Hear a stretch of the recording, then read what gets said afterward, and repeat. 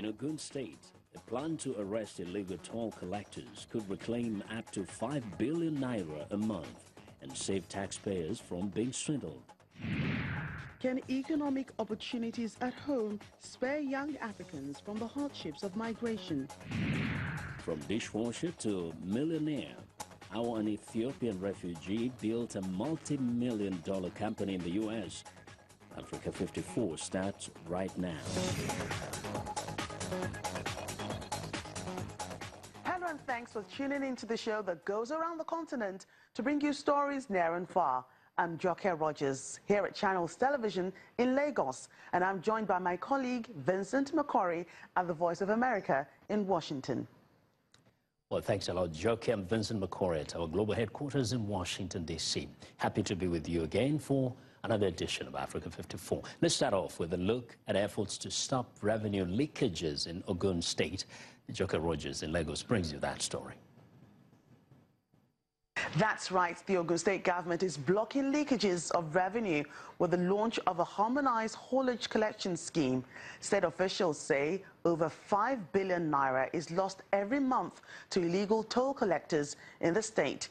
Now, the new scheme, they say, is designed to boost internally generated revenue and improve the ease of doing business. Take a look. Ogun State, southwest Nigeria, is a major manufacturing hub in Nigeria with a concentration of industrial estates. This has given rise to high volumes of haulage of goods and raw materials across the state, but the government says this has not translated into revenue generation over the years due to the disorganized revenue collection points.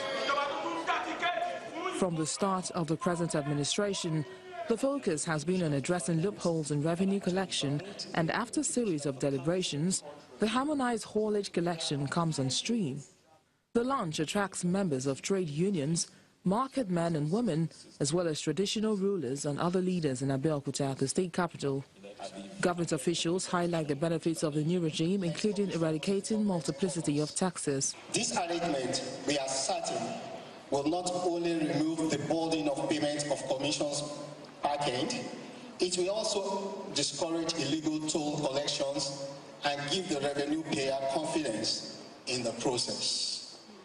Without enabling law to back it up, this existing arrangement for this collection was through designated toll points, which were strategically set up across various locations in the state, while the means of collection was through issuance of daily tickets. Unfortunately, thuggery, hooliganism, and various forms of vices soon became the order of the day at these tolls.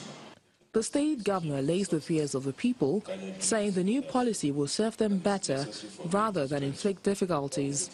He also warns against illegal toll collectors in the state. Let me categorically state that with this new policy, all identified illegal toll collection points, including those from state government agencies and local government and LCDA in the state, shall henceforth cease to exist at the designated toll points and control posts. In addition to this, let it be known that any individual or group of persons found to be collecting haulage revenue without due approval will not only be arrested, but made to face the full wrath of the law. Ogun State, ranked as Nigeria's most industrialized state, hopes to retain its top ranking in the World Bank Subnational Doing Business Index with top policies and at the same time achieve the desired revenue to enable the government to execute more development projects for its people. Like revenue leakages, corruption slows economic development and breeds instability in many countries. Now, joining us to talk about fighting corruption for development is Mr. Tunde Aremu, the Manager of Policy and Advocacy at Action Aid Nigeria. He joins us from our Abuja studio. Mr. Tunde Aremu, welcome to the program. Thank you very much. Corruption, as we know, can have far-reaching effects, especially in societies where it's endemic. What are some of the consequences on corruption on development?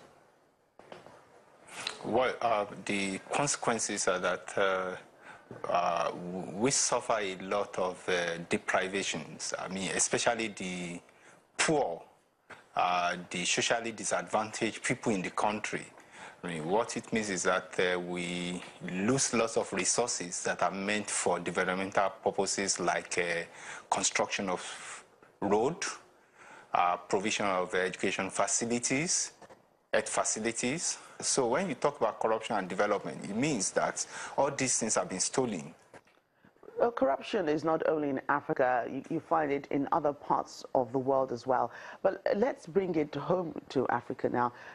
Don't you find it puzzling that despite enormous resources in most African countries, poverty remains an issue? Well, it's puzzling, and that's why we talk about the situation in Nigeria being a paradox, where we have enough resources. I'm bringing it down home to Nigeria now, beyond just talking about Africa in general. When you talk about Nigeria, we have so much enough resources. We are blessed with space, green and blue. You plant anything anywhere in the country, it grows. We are not lacking in resources, natural resources as well. Yet, our people live in abject poverty. And this can also still be traced to the issue of corruption. So what are the causes of corruption in a country like Nigeria? Well, the causes of corruption, the tendency is to look at it from the issue of non-working sanction system, where people can dip their hands in the teeth and steal from our commonwealth. But then, what we often tell people is this, that it's not just about that, it's also about the fact that people have not been placed at the center of the fight against corruption. For instance, in Action Aid, we at Action Aid and some of our partners are engaged in a project now that we call Scrap Corruption. I mean, it's a project being supported by DFID. And what we are saying is this, is that we need to put people at the center of that battle. If Nigerians are at the center of it, public officials, politicians, technocrats, all the persons who are involved in the acts of corruption will be wary of getting into it. If the citizens are involved, if the people are able to caution them. So if you say all this, what do you think is the most effective way to, fight this corruption? What are your suggestions to this? The most effective way is that we still need to go back to the citizens, build their capacity to engage, to ask questions, to do social audits, and to also be able to organize themselves, to rise up where they find out of corruption. Unless we do that, if we just reduce it to just arresting people, sentencing them, and they go to jail, and they come back and enjoy their loot, it's not going to stem the tide. But where they get back into the community and they are rejected, and people rise up against them, and they turn up anywhere, and people call them thieves and reject them and stand up against them, and their families feel that they are going to get stigmatized because of the act of infractions of an individual, people are going to become more cautious. Right. But until we do that, we are not going to go anywhere. Right. Thank you so much for your thoughts on the issue of corruption, Mr. Tunde Aremu, Manager of Policy and Advocacy at Action Aid Nigeria. Thank you for your time on Africa 54. Thank you very much. Well, we want to know what you think about Africa 54 and the stories we cover. Join the conversation on Facebook.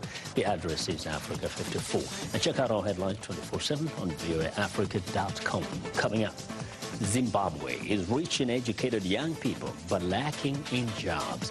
Will the new president deliver on his promise to bring more young people into government leadership?